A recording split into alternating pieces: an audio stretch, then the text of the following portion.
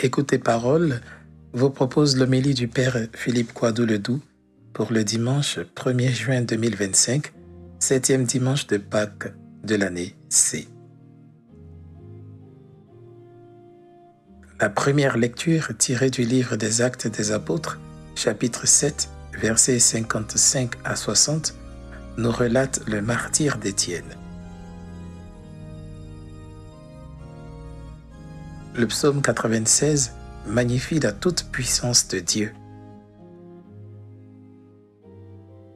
Voici que je viens sans tarder, nous dit le Seigneur Jésus dans l'Apocalypse de Jean, chapitre 22, versets 12 à 20.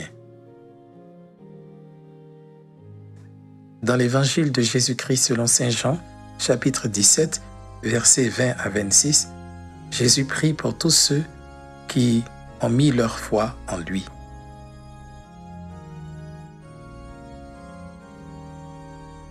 Dans l'Évangile de ce jour, on voit Jésus en prière pour ses disciples et pour ceux qui, après eux, croiront en lui.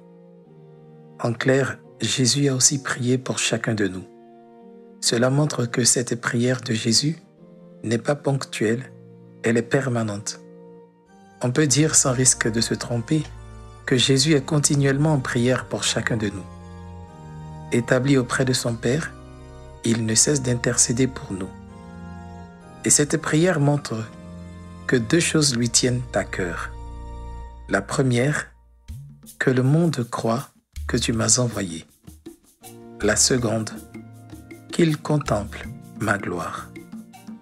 Conduire le monde à la foi et contempler sa gloire, voici donc ce que le Christ veut pour chacun de nous.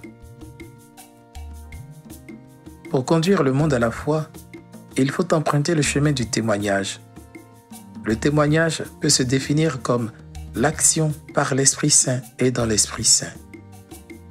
Il s'agit d'annoncer Jésus, Seigneur et Roi de l'univers. Témoigner se dit en grec « martyreo », qui a donné le mot « martyr ». Ainsi, le martyr, c'est celui qui, rempli d'Esprit Saint, porte son témoignage en faveur du Christ jusqu'au bout, c'est-à-dire jusqu'au don de sa vie.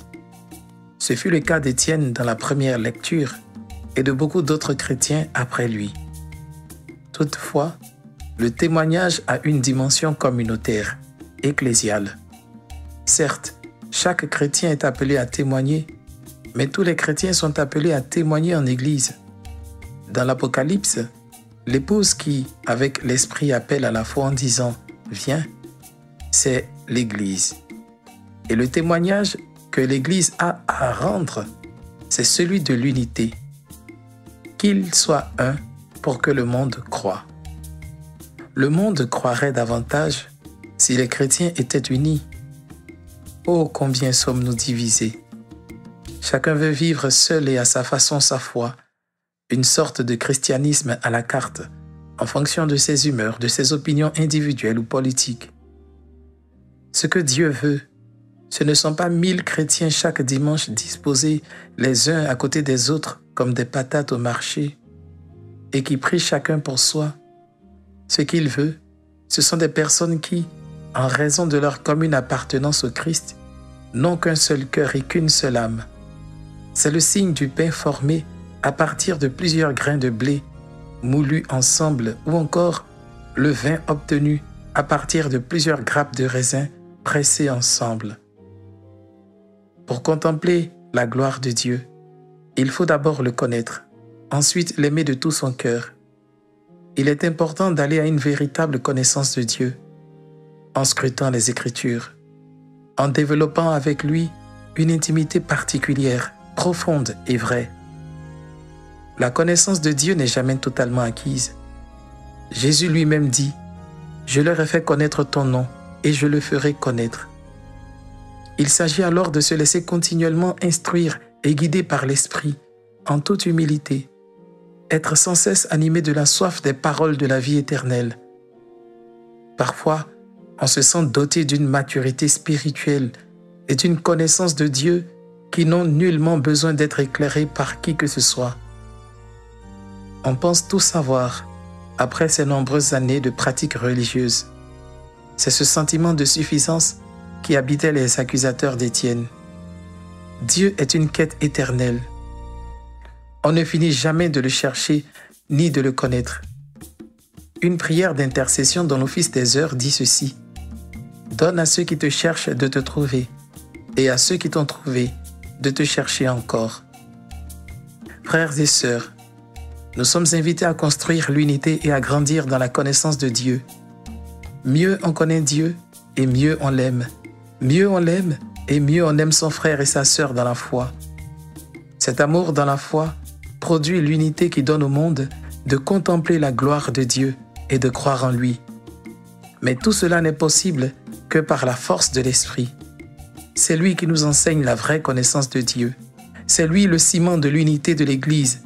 C'est lui qui donne la force du témoignage. Demandons au Seigneur de répandre sur nous son esprit, pour que par lui, le monde contemple la gloire du Christ et croit en lui.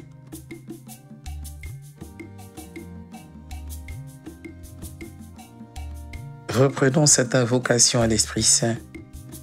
Viens, Esprit Saint, et envoie du haut du ciel un rayon de ta lumière. Viens en nous, Père des pauvres. Viens, dispensateur des dons. Viens, lumière de nos cœurs. Consolateur souverain, hôte très doux de nos âmes, adoucissante fraîcheur. Dans le labeur, le repos. Dans la fièvre, la fraîcheur. Dans les pleurs, le réconfort. Ô lumière bienheureuse, viens remplir jusqu'à l'intime le cœur de tous tes fidèles. Sans ta puissance divine, il n'est rien en aucun homme, rien qui ne soit perverti. Lave ce qui est souillé, baigne ce qui est aride, guéris ce qui est blessé. Assouplis ce qui est raide, réchauffe ce qui est froid, rends droit ce qui est faussé. À tous ceux qui ont la foi et qui en toi se confient, donne tes 7 dons sacrés, donne mérite et vertu, donne le salut final, donne la joie éternelle. Amen.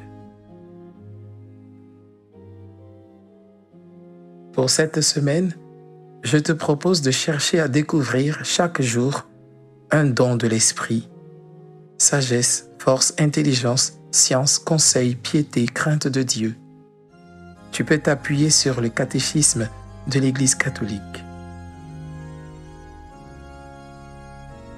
As-tu été interpellé par cette homélie? Partage, témoigne, commente, interroge, prie. Pour recevoir les prochaines, abonne-toi à ma newsletter. Que Dieu te bénisse.